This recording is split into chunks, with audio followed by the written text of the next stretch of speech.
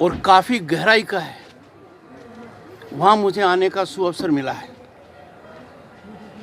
चंडी मंदिर में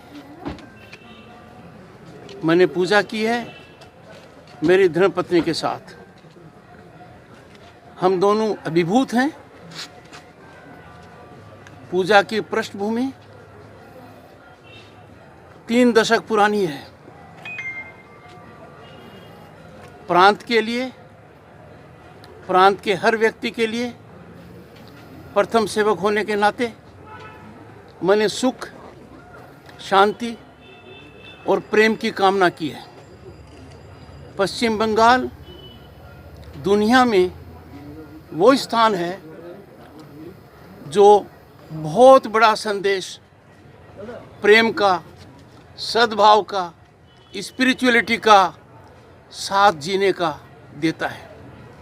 ऐसे प्रांत में हिंसा का कोई स्थान नहीं है, राग द्वेष का कोई मतलब नहीं है। मैं कामना करता हूं कि जो पूजा मैंने की है 9 करोड़ से ज़्यादा लोगों के लिए की है, उनके मन की शांति के लिए की है, आपसी भाईचारे और सद्भाव के लिए की है, प्रेम भाव के बढ़ोतरी के लिए की है। और मैं माँ चंडी से मांगा है पश्चिम बंगाल से हिंसा की विदाई कर दो। पश्चिम बंगाल में इसका कोई स्थान नहीं है। 2021 साल जो 2 दिन बाद आने वाला है वह हमारे लिए स्वर्ण अवसर हो। पीछे का जो भी धब्बे हैं, जो भी हमने देखा है, और 2021 अत्यंत प्रबल संभावनाओं का वर्ष है देश के लिए, दुनिया के लिए और प्रांत के लिए। 2020 बहुत चुनौतीपूर्ण रहा, हर व्यक्ति के लिए चुनौती का रहा। कोविड पैंडेमिक ने सामान्य आदमी को हिला दिया। रोज़मर्रा जो कमाकर खाता था उसके जीवन में बड़े भारी संकट आ गए। सराहनीय काम किया है, पर सबसे महत्वपूर्ण काम आम आदमी ने किया है, जिसने कमज़ोर का हाथ पकड़ा है, यथाशक्ति मदद की है।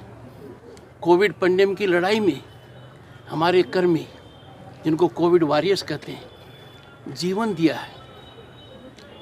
उस स्तर के ऊपर जिस लगन जो उन्होंने दिखाई है वो उतनी ही गंभीर थी जो सीमा के ऊपर प्रहरी की होती है। आज के दिन मैंने कामना की है हम उनके परिजनों के प्रति एक अलग सम्मान रखें, एक अलग भावना रखें। 2020 जितना चुनौतीपूर्ण था, 2021 में चुनौतियां और संभावनाएं कम नहीं है।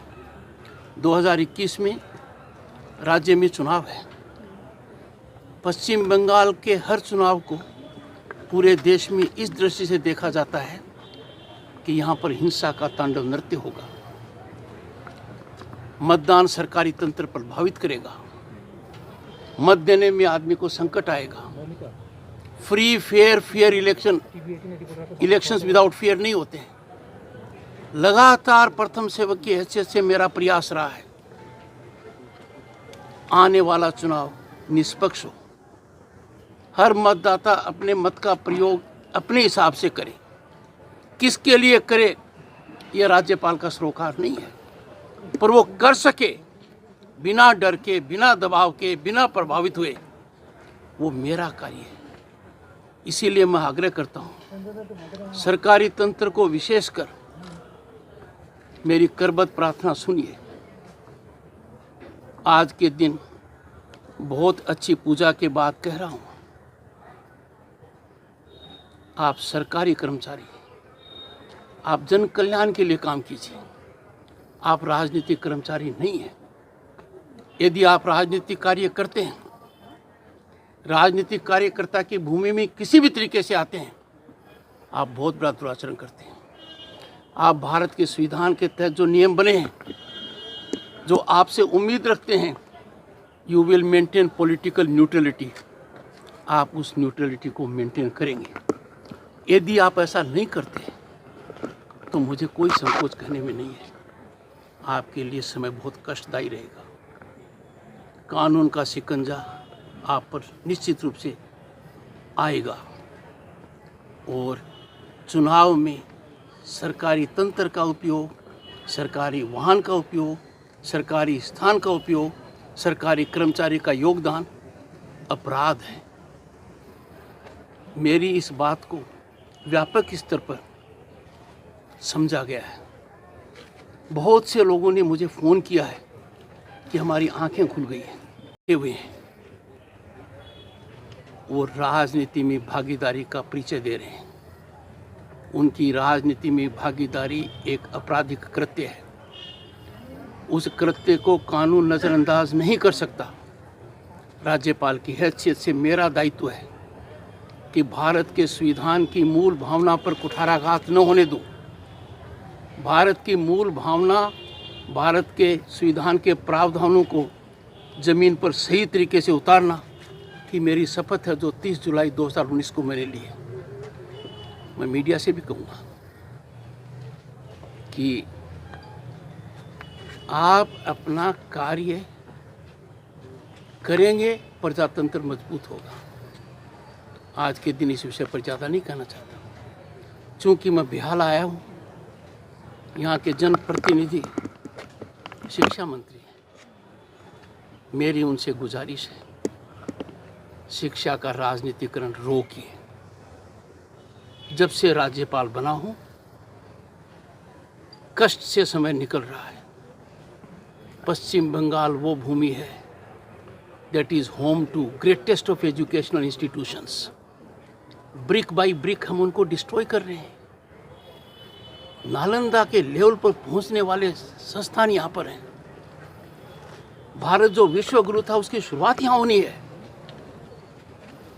और शिक्षा का राजनीतिकरण कर दिया। मंत्री जी को शिक्षा समझ में नहीं आती तो मेरे को मंत्री कैसे समझ में आएंगे? उनका लगातार एक ही प्रयास रहा है, राज्यपाल के अधिकारों में कैसे कटौती की जाए, जायज की जाए, नाजायज की जाए।